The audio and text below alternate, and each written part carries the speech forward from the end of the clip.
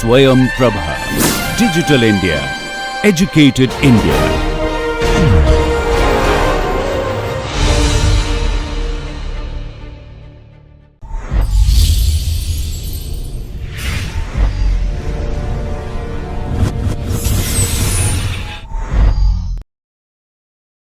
In the earlier lecture, we have seen the needs for speed in terms of solving the matrix equation Ax equal to b. We have seen that the Cramer's method, Cramer's rule that we have been taught in our school days is really not something that can be scaled to large number of equations because of the number of arithmetic operations it takes to get a solution of the Ax equal to b type of system of linear algebraic equations. Perhaps the best general purpose method for the solution of Ax equal to b is the Gaussian elimination method, and one could call this as the most efficient direct method for the general system Ax equal to b. What we mean by general system here is something that in which A is not specially structured. For example, in some kind of systems, maybe you do not have the sparsity that we come to expect with the CFD type of things. We have every element of this is filled.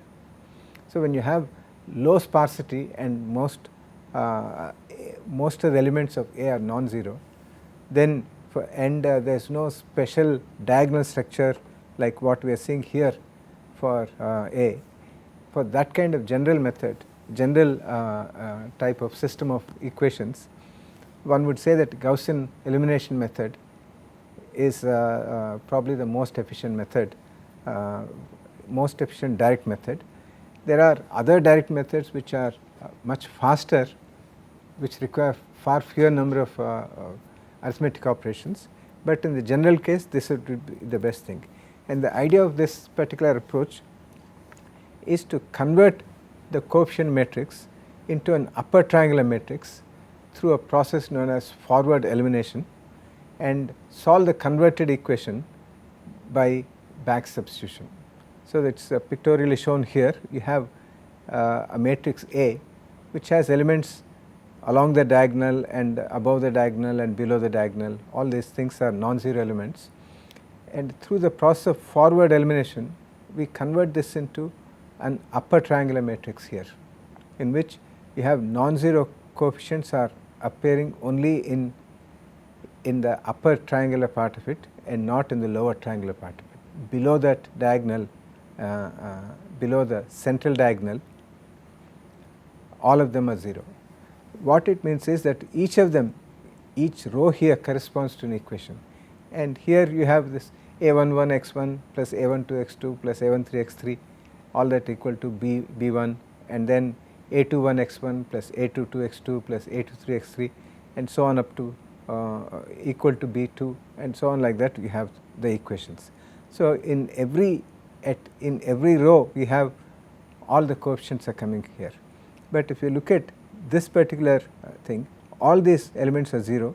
For example, if you go to the last row here, you will have some coefficient a nn times xn equal to bn, okay, where ann and bn are different from what we originally started with, but still it is an equation which contains only one variable xn. So you go to the last one and then you can solve it directly and say that xn equal to bn by ann. And if you come to the next row here, then it is an equation which contains this non-zero diagonal and this non-zero diagonal. So that is like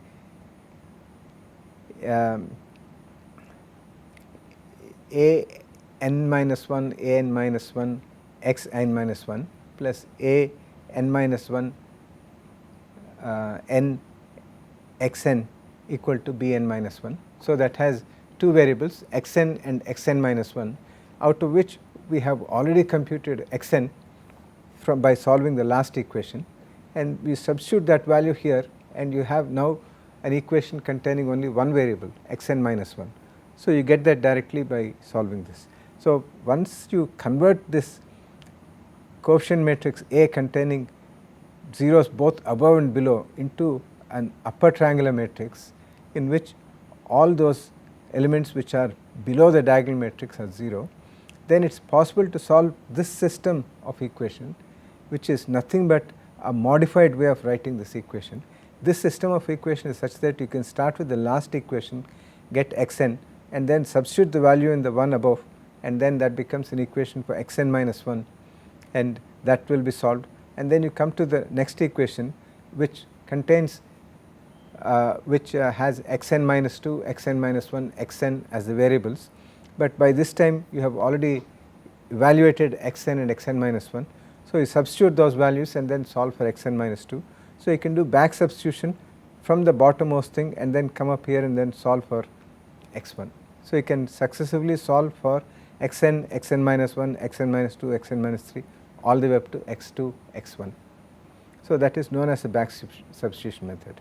So, you have a forward elimination method where you are converting these non-zero elements into 0 here, and in the process convert the A matrix into an upper triangular matrix, and then substitute this upper triangular matrix, which is a different way of writing this Ax equal to B as A prime x equal to B prime.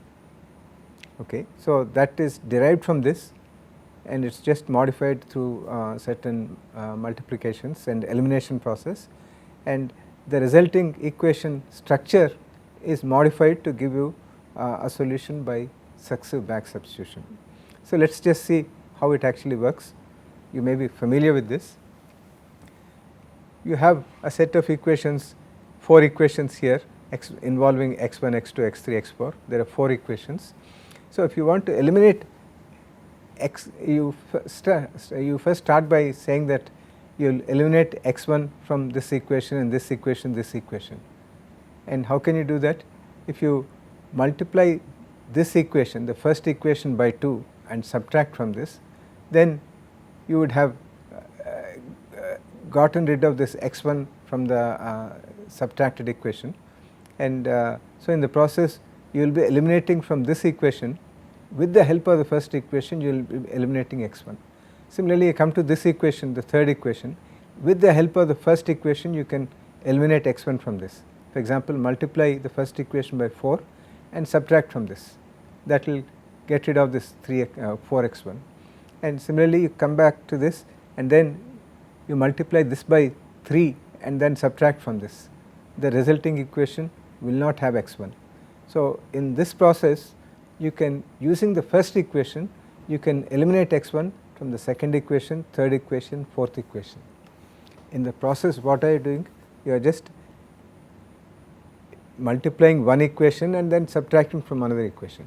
All valid operations, as long as it is done equally to both left hand side and right hand side of the equation. You are not changing anything except reordering a bit. So, in the process you can eliminate x1 from the 3 preceding equations. Now, you have one equation involving all the 4 variables and 3 equations involving only 3 variables, x2, x3, x4. You have eliminated the participation of x1 from this. Now, you take the second equation, which has x2, x3, x4, and then use that to eliminate x2 from the third equation and fourth equation. And if you do that, then you get a first equation containing all the 4, second equation containing only 3, x2, x3, x4, and third and fourth equation containing x3 and x4 in both equations. Now, you take the third equation and eliminate x3 from the fourth equation. So, then you have a fourth equation which contains only x4. So, then you have fourth equation containing x4, you solve for x4, and then you come to the modified third equation which has x3 and x4. You use x4, which you substitute x4 and then solve this for x3, and then you come to the modified second equation and then substitute x4 and x3 that you got, solve for x2, and then you come to the first equation, substitute for x2, x3 and x4, and then you get x1. So, that is the process by which we can do this, and that is what is shown here. You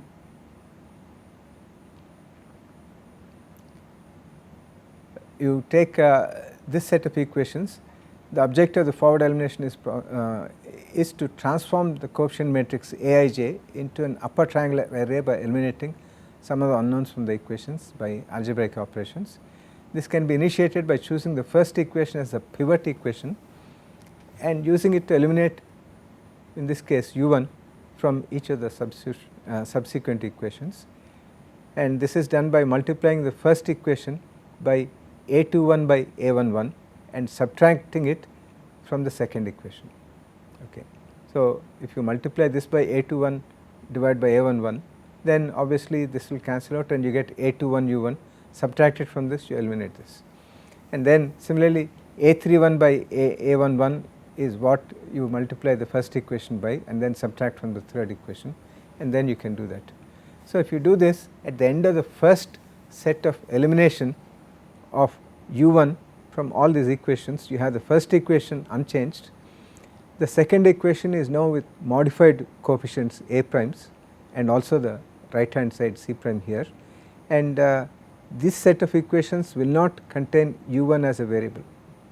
And now you take this set of equations and make use of this as the pivoting equation and eliminate u2 from all these things. And then if you keep on doing this until you have done for all of them, you will end up with the first equation containing all the n variables, second equation containing all variables except u1, third equation containing all the variables except u1 and u2, and so on, n minus 1th equation containing all the equations, all the variables up to except up to n minus 2. So, it has n minus 1 and n minus n here, un here, and then the last equation contains this only this equation. So, now you can solve this for un and then substitute in this, solve for un minus 1, and then you go back here and then solve this for un minus 2 and so on. So, that is the back substitution process. Okay. So, this completes the forward elimination process, by which time you have got this set of equations in each of which one additional variable is missing. So, the back substitution process consists of solving the set of equations by successive substitution starting from the bottommost equation.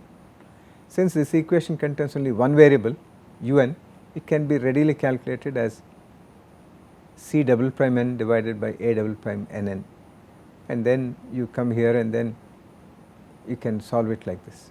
So, this process is repeated until all the variables are obtained. Okay. So, this is the Gaussian elimination process.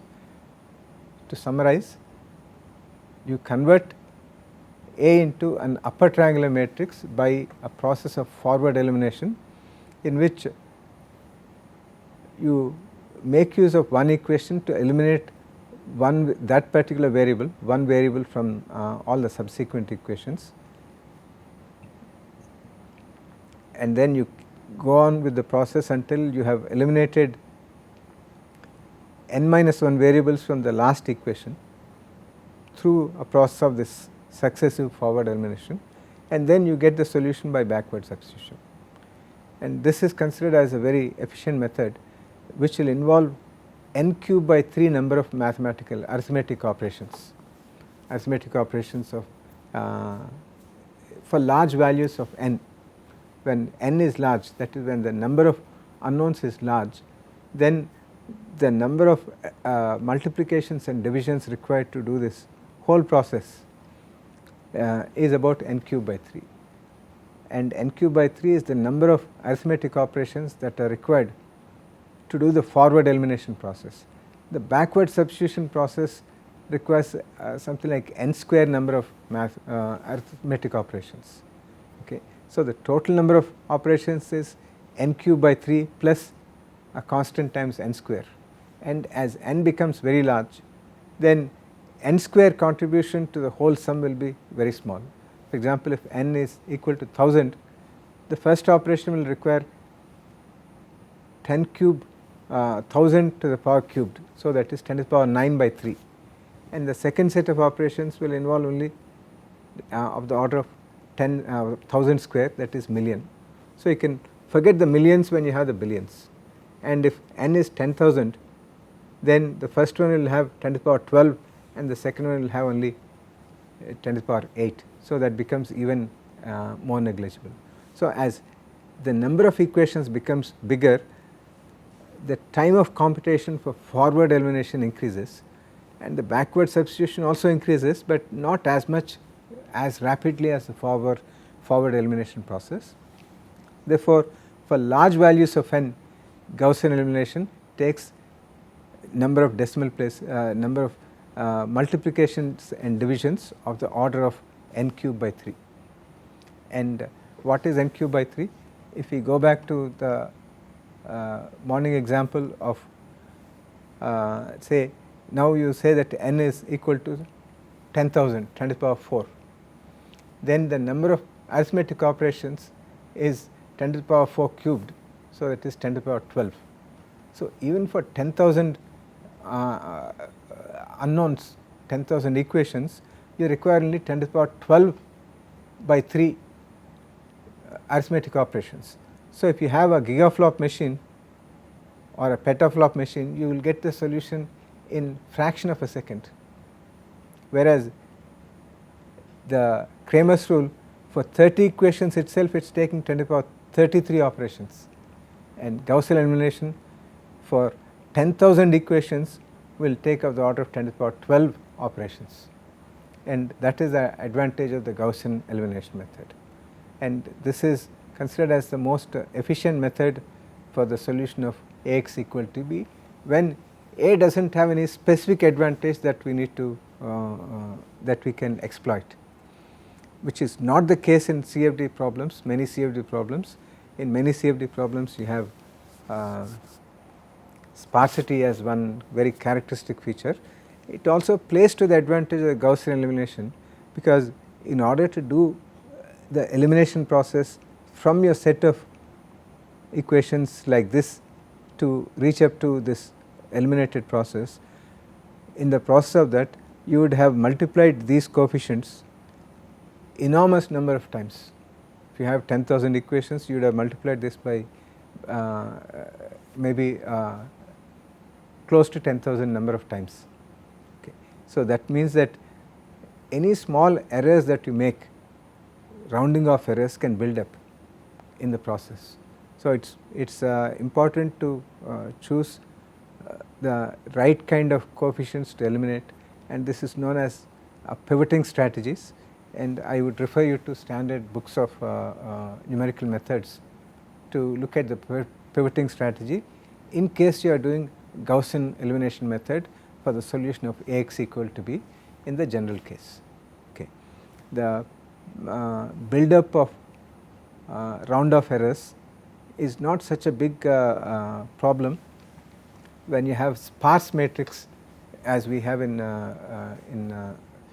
CFD, but still it is something that we have to watch out for. We also have to watch out for division by 0 and those type of things, and if you do proper pivoting strategy, then division by 0 will not happen. Now, another important thing about Gaussian elimination process is that it will work provided we have a set of equations which are irreducible and they promise a unique solution, in the sense if determinant of A is not 0, then you can make use of Gaussian elimination method. If you want to get very good accuracy of computation, then you have to use a proper pivoting strategy. Okay. So, that is Gaussian elimination method. We look at one more method which is sometimes used in CFD computations. Gaussian elimination method is not so much used because it does not take advantage of the diagonal structure. Okay. So, here LU decomposition is also something very similar. It also does not take advantage of the in its original form, in its standard form, it does not take advantage of the diagonal structure, but it has certain special features which will make it more attractive than Gaussian elimination method. Now, what is LU decomposition method? Here the coefficient matrix A alone is decomposed into a product of a lower triangular matrix and an upper triangular matrix. So, that is A is written as L times U. This is matrix multiplication, something that we have to keep in mind. So, you have a matrix which has both non-zero components both above the main diagonal and below the main diagonal like this, and this is decomposed into a product of a lower diagonal matrix. So, that is in which all the elements above the diagonal are 0 and only those below the main diagonal may contain non-zero elements. And so, this L times U, which is where U is an upper triangular matrix like this. Okay. So, if we can do this decomposition, then the solution of the resulting LU equal to B is relatively easy. So, with LU decomposition, the matrix equation A phi equal to B is written as L times U times phi equal to B, and this equation is solved in 2 steps. First we solve for Ly equal to B, okay, and in this equation the unknown is y, because we know L, we have decomposed A into L and U, we will see how it can be done, and then B is already known. So, from this you get y here, and once you get y you can solve for U phi equal to y, and from this you get phi. Okay. So, suppose you put U phi equal to y in this equation, then that becomes Ly equal to B. So, you first solve for y and then substitute the y here and then solve for U, solve for phi in this. And the advantage of this and this solution is that Ly equal to B is a forward substitution process. So, this in this first equation has only one variable, second equation has 2 variables, and out of which you have already got one, and then you can get this by substitution, and then you can come to the third equation which has again some 3 values, and you can continue like that. Okay. So, the solution of Ly equal to B is by forward substitution, it is not by forward elimination, and similarly solution of U phi equal to y is by backward substitution, and that again is not by elimination process, it is by back substitution process. So, this solution of this requires n square number of arithmetic operations, and this requires n square number of arithmetic operations. So, it is the order of twice the number of back substitution process is what is required, which is much less than the n cube by 3 number of mathematical operations that are required for the Gaussian elimination process. Okay. But the catch is, what does it take to decompose A into a product of L and U, and it turns out that that is the really time consuming process, and the process of writing A equal to Lu is very similar to the process of Gaussian elimination, so that it will take n cube by 3 number of arithmetic operations just to do this decomposition. So, when you look at it, Lu decomposition is not as good as Gaussian elimination, because you have the same number of arithmetic operations which are required to do the decomposition, and after decomposition you have to solve twice this forward or backward substitution process. So, you are solving at least one of these equations more than in the case of Gaussian elimination method. So, in fact, it is slightly more in terms of more demanding in terms of number of arithmetic operations. But if you have a problem in which A phi equal to B is followed by some A psi equal to C and A eta equal to D like that, okay. So, in which you have to solve a number of equations for which A is the same matrix, then you need to do the decomposition only once, and then you can solve this as Lu phi equal to B, and then Lu psi equal to C, and then Lu eta equal to delta. So, in that way you can solve this every time. For the first equation you are taking more number of arithmetic operations than the Gaussian elimination method, but in the second and third equations you are taking only n square number of operations, because you are solving only these, and not for L and U. So, if you have a special situation in which you have to solve Ax equal to B and Ay equal to C and Az equal to D and so on like that, then it would make sense to convert A into Lu, so that you can write this as Lux equal to B and Luy equal to C and Luz equal to D, and solve these things by combination of forward and backward substitution. So, when you do that, then it becomes advantageous. Okay. So, the factorization of A into L and U, there are some specialized methods for this, and we can use those methods for this, and I would refer you to standard books of numerical methods, and they hinge on the fact that this is equal to this times this. Okay. So, this times this plus this times this plus this times this and so on. Similarly, if you take this row A22, it is equal to this row multiplied by this column.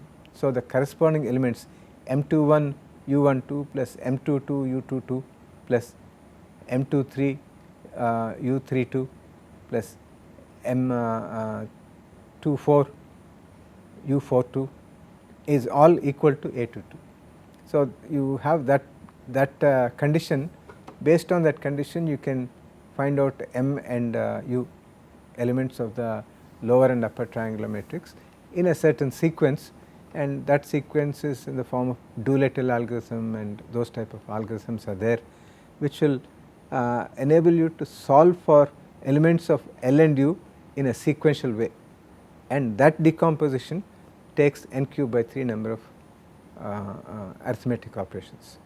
Okay. So, in that sense, LU decomposition is not any more efficient than Gaussian elimination method when you are solving only one equation Ax equal to B. But if you are solving several equations with the same A, with the same coefficient matrix, then you convert A into Lu once and then use that Lu decomposed form of the equation to solve subsequent equations. So, when you have this type of approach, then it is possible to come up with an efficient method, and there are other conditions which we will see later on, in which this Lu decomposition used. For example, through a process known as approximate Lu decomposition or incomplete Lu decomposition, and these are used to construct better methods, more efficient methods than the pure Lu decomposition or Gaussian elimination or even Gauss-Seidel method. So, what we have seen in this lecture are two special efficient methods for the solution of Ax equal to B, and these are two direct methods. The first one is the Gaussian elimination method, the other is the Lu decomposition method.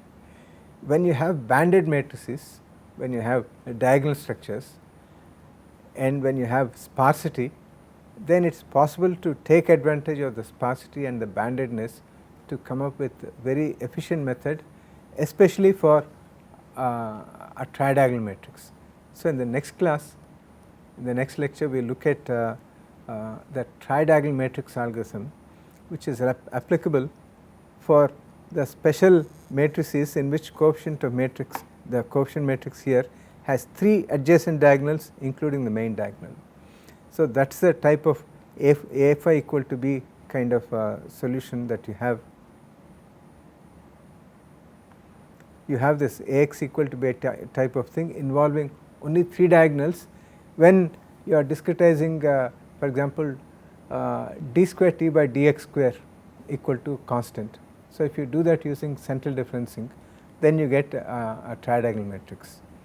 So, in case of 1D type of equations involving 1D parabolic type of elliptic type of things, you get a tridiagonal matrix, and when you have the tridiagonal matrix, then we can have an efficient solution method. We have also seen this tridiagonal kind of structures when we are dealing with compressible flow calculations. So, in the next lecture we will look at the tridiagonal matrix algorithm, and then we will see under what conditions it can be applied, and we will look at some other basic methods like the Gauss-Seidel method, which we have already used in the first module, and Jacobi method. Thank you.